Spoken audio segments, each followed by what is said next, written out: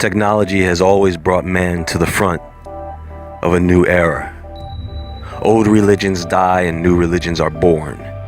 And now we all have arrived at a turning point in history. Folks, we are about to be plugged into the Matrix for real. I'm not kidding. You can look around you and see it happening in real time. What has gone from the drawing board to the reality is this: the use of neural interfacing and physiological interfacing through the idea of remote-controlled small-scale systems to create a nanoswarm of biopenetrable materials that you cannot see, that can penetrate all but the most robust biochemical filters, that are able to integrate themselves through a variety of membranes, mucous membranes, and wherever, mouth, nose, ears, eyes, and they can be done in such a level that their presence is almost impossible to detect, and as such the attribution becomes exceedingly difficult to demonstrate. The idea here is to read and write into the brain function in real time, remotely. Take a look. This is the front of my pen. This amount of nanomaterial, if be able to maintain and sustain with regard to its deliverability and aerosolization, could in fact affect all of you. So you can think of the neocortex actually as a massive grand piano, million-key grand piano. Each of these neocortical columns would produce a note. You stimulate it, it produces a symphony. But it's not just a symphony of perception. It's a symphony of your universe, your reality. Today, people want to kick out this reality and usher in a new reality. A world where you can be who you want, do what you want, to who you want, without the interference or consequence of morality or God. See, nanocells are real small, 1,000 times smaller than these dust particulates. You inhale it, they go to work replicating, spreading like a virus, multiplying in exponentials. 6 months' time, I could have 100 million people converted, ditch diggers, porn stars, and presidents. Not one would be the wiser. 100 million people will buy what I want them to buy and do pretty much damn well anything I figure they ought to do. The movie The Matrix was just a tale of science fiction, yes, but it is beginning to look more like a documentary every day. Now, some may scoff at this idea and say, "You're just fear-mongering. It's not going to happen, you conspiracy theory nut." Well, I may be a nut, but there is no conspiracy when the information is made public to you. That's just you not being aware of it. So we are going to take a closer look at this, because right now, something is happening that you may not be aware of.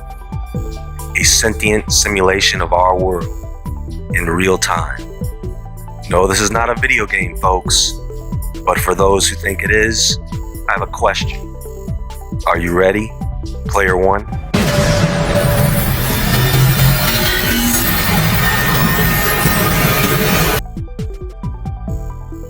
What if this is a video game? What if we are game characters?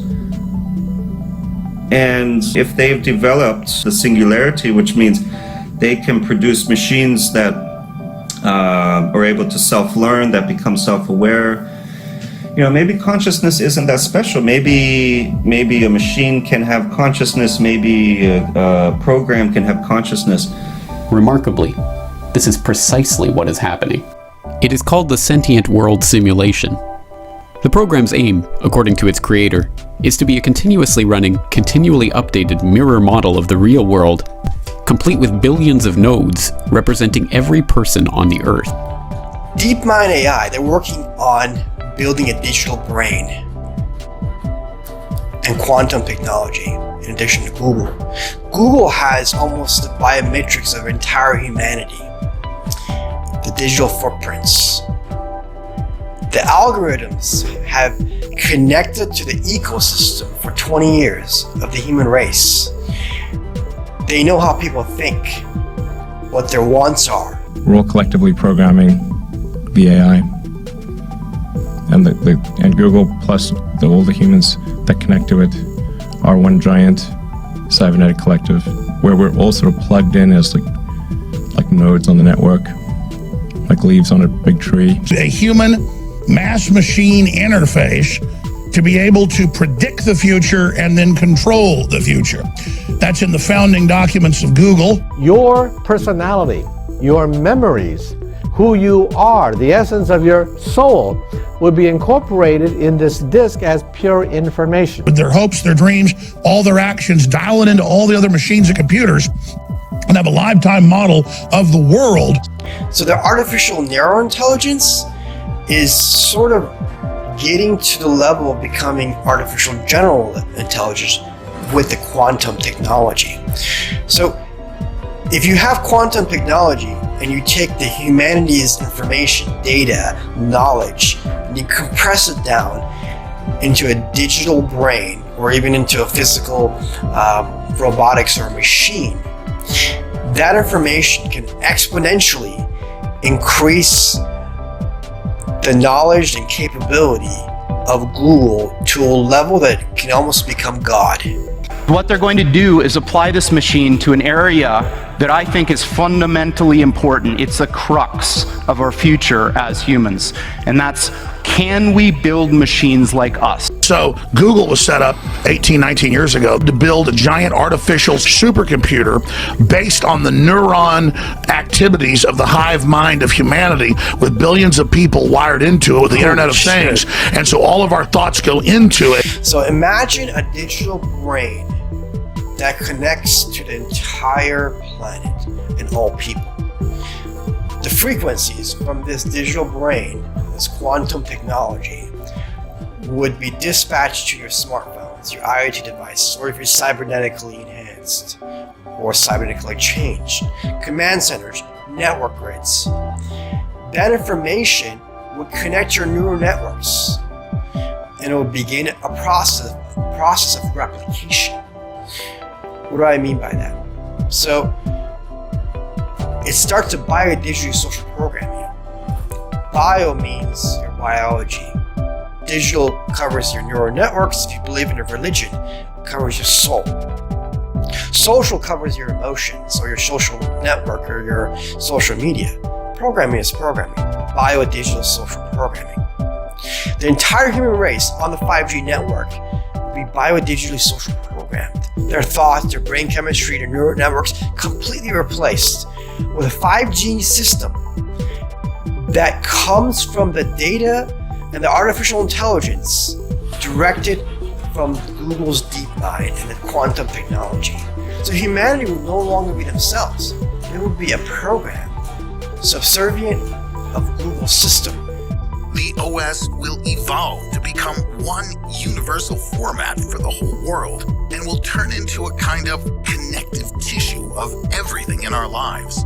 So, since 2016, Google has been working on the Fuchsia OS, which was conceived as a universal platform that can work with different types of devices. It collects data about you day and night in order to optimize your interaction with various devices. It understands you from a half word, half gesture, and even a half glance. Fiction, you say? Bill Gates will object. According to him, in 10 years, 90% of an OS will be occupied with solving pattern recognition problems. That is, neurocomputing is coming to the fore. It's likely that such artificial intelligence will communicate not only with its owner and interact with data, but will also establish its own data. This will lead to the emergence of a new social order on the web, with new rules of how to interact. As a result, OSs that make decisions on behalf of a user in a social environment must acquire the attributes of human personality. In the mirror world, everything will have a paired twin. NASA engineers pioneered this concept in the 1960s. By keeping a duplicate of any machine they sent into space, they could troubleshoot a malfunctioning component while its counterpart was thousands of miles away. These twins evolved into computer simulations, digital twins. Eventually, everything will have a digital twin. This is happening faster than you may think. We will begin with the mouse, we will practice with the mouse, and we will put the brain, this digital brain, onto a virtual mouse. And right now, the mouse does not do anything really interesting, but the first thing it did is to start to dance. This is a virtual mouse, and it's going to behave in a virtual environment, and gradually it will learn all the things that mice know how to do. We have good enough models of all the kinds of brain cells and a good enough model of a brain. We can put it together to make a good enough model of an entire brain, and that model would have the same input-output behavior as the original. So if you talk to it, it might talk back. If you ask it to do things, it might do them. If we could do that, everything would change. This is an article from 10 years ago. Sentient World, War Games on the Grandest Scale. The DoD is developing a parallel to planet Earth with billions of individual nodes to reflect every man, woman and child this side of the dividing line between reality and AR. We want to be able to use those parallel universes to compute things that then come back and affect us and answer questions in ours. Humans have their own unique resonance signatures based on their body mass and composition, as well as brain print signatures. And what we are trying to do here, your friends and family, this organization, is to use this precious knowledge to build machines that can actually create, manipulate, and use these parallel realities in the service of this one. We want to grab those parallel realities from this abstract space in which they live and crunch them down into this chip. When you clone a brain, brainwaves, and it's more complicated than I'm describing, but you are able to see what the other person is seeing, and you're able to hear what the other person's hearing, as well as influence them. So we'll be able to start exploring and get inside the brain. You see, today I cannot get inside your brain to see how it works. I can measure it from the outside, but I can't get inside and look at what you see. But with this, you'll be able to step inside a brain and look at how it builds a world. Every human being will become a node and a sensor on the geographic information grid. Now, what does that mean? They become a node and a sensor. A sensor, in other words, they want to get to the point where they can map the individual's mind and they can actually use that person as a sensor. So there's a two-way communication between the supercomputers, let's say, and us. And it's not just TIs. This technology can also tap into the optical nerve of the target and the auditory system of the target, so that those monitoring the target can see what the target is seeing and hear what the target is hearing. This information is then downloaded and stored on a computer in a highly secure, classified site on servers that are guarded by some of the tightest security in the world. This results in the individual's entire day, everything they see, everything they hear, everything they experience, and everything they feel being recorded till the end of time. To recreate a map that is as big as the globe, in 3D no less, you need to photograph all places and things from every possible angle all the time, which means you need to have a planet full of cameras that are always on. Everything connected to the internet will be connected to the mirror world, and anything connected to the mirror world will see and be seen by everything else in this interconnected environment. This was a white paper put out by Purdue University in 2006, and the Sentient World Simulation, SWS, went live in 2007, which represents every person on the planet within this computer matrix as a node, and every node is given an avatar, an identifier. And that is real-time, 24/7 monitoring of every person on the planet. This is primarily, but not exclusively, facilitated by the adiabatic quantum computers produced by D-Wave Corporation. As I said, spying is the big thing. The wording's changed quite a bit. They used to call it psi warfare, psychic warfare, and those have different meanings, different people, but the concepts have been proven over and over again that Another movie like Avatar, it's sort of like that experience where you're living in someone else's mind or body, and they use sensory deprivation tanks. The brain will self-organize with external stimulus signals, be it from another person, if their own body isn't being provided any stimulus. So the dreams become reality. It's an engineered thing which has become a nexus point for all of these parallel realities.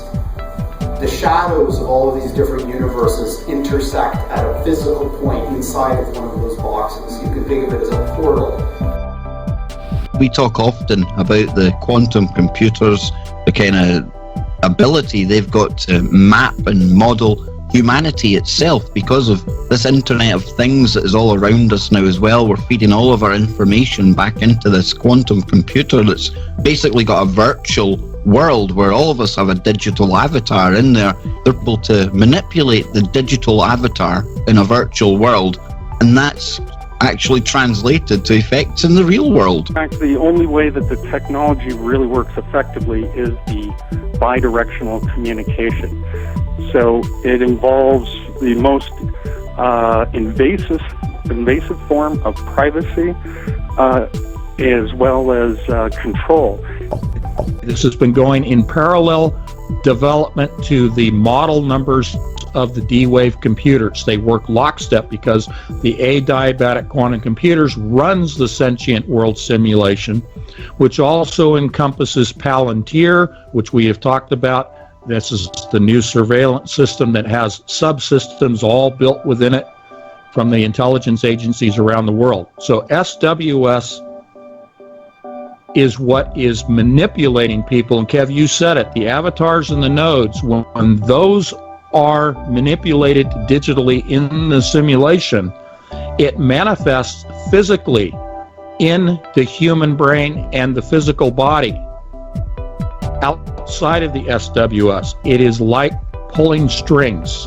It is like a puppet on a string. We're talking about a technology that works both ways, scanning minds and, of course, implanting a thought. I guess you would say it's similar to a set of headphones that you can both hear the acoustic sound and, of course, use them as a double application as a microphone.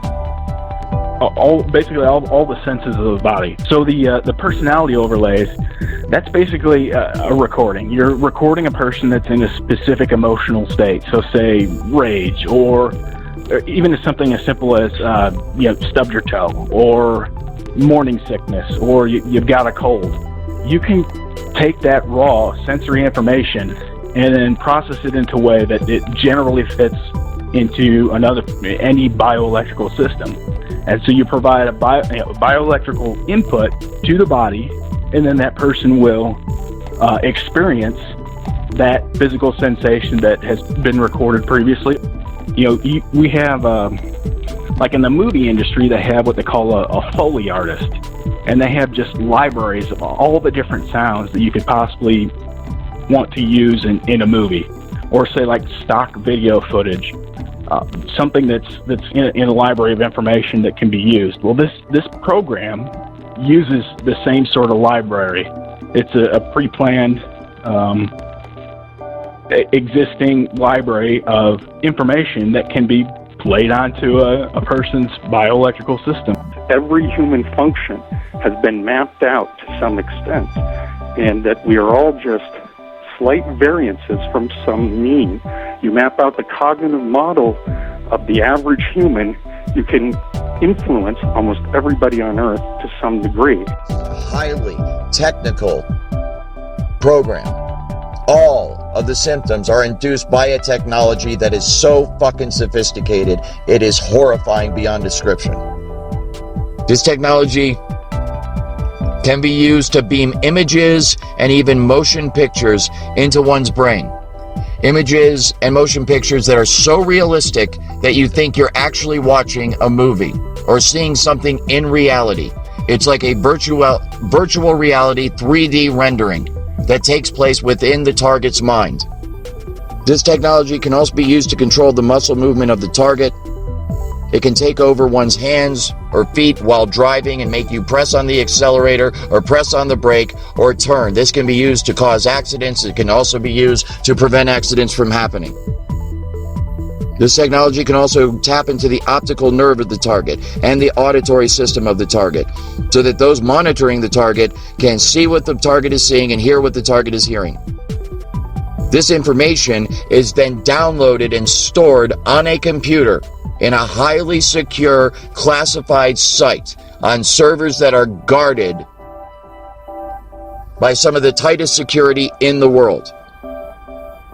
This results in the individual's entire day, everything they see, everything they hear, everything they experiment, everything they experience, and everything they feel being recorded till the end of time. This technology can also be used to manipulate the emotions of the target. It can induce fear, love, hate. It can cause you to be nervous. It can cause you to be confident. It can cause you to be depressed. It can cause you to be happy. It can cause you to feel any fucking emotion at any time by artificially inducing them. This technology can also be used to induce and control dreams.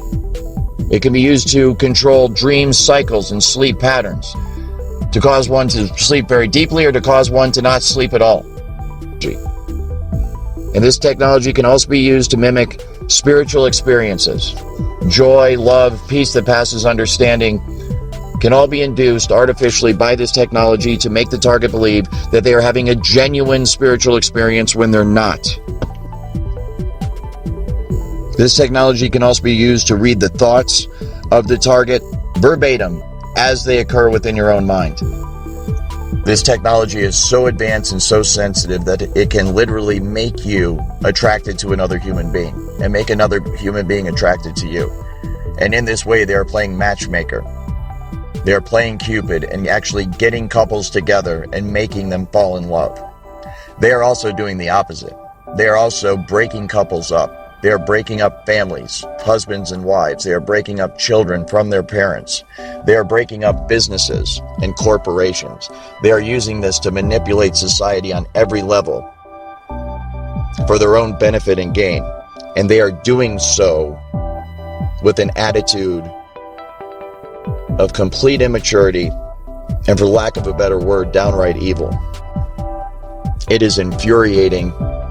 It is highly, highly illegal, and it must be stopped now. They're looking at this as a massive game and a massive joke that they're playing on the target and the American people. It's horrible. It's horrifying. And it is a crime against humanity. This is something that needs to be dealt with in the Geneva Convention. This is something that needs to be dealt with in international courts. This is something that needs to be dealt with first and foremost by the Supreme Court of the United States. This is something that needs to be dealt with until we get to that point at the local and the state level. This is something that needs to be tackled by lawyers and civil rights advocates immediately. We need laws right fucking now to stop this thing, because it is out of control and it is only getting worse. The entire population of the United States of America could conceivably be controlled by this one day. And I know for a fact, having been an insider and actually been a part of this program and seen it operate on a day-to-day basis, I am aware that there are now entire cities in America that are nothing more but a massive social engineering experiment. Because instead of using this, as most people think, just against the individual, the targeted individual, there are applications of this technology that utilize it against entire populations. Anywhere from small groups of people, 10 to 20 to 100, to medium-sized groups of people, several thousand to tens of thousands. This is done by creating a field effect, where an entire field of electromagnetic energy is created in a geographical location, and any human being within that geographical location within the electromagnetic field affecting that geographical location will be affected by the technology.